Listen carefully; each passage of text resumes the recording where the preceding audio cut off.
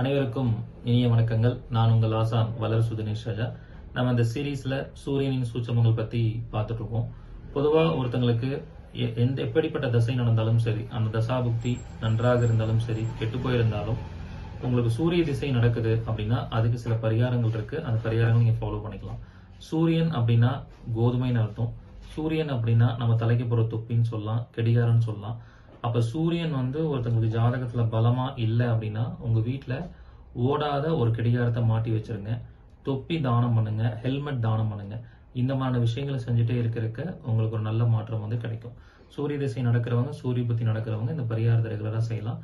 இந்த பரிகாரத்தை மாசத்துல ஒரு தடவை ஒரு ஞாயிற்றுக்கிழமைக்கு செஞ்சீங்கன்னா நல்ல பலன்கள் நடக்கும்.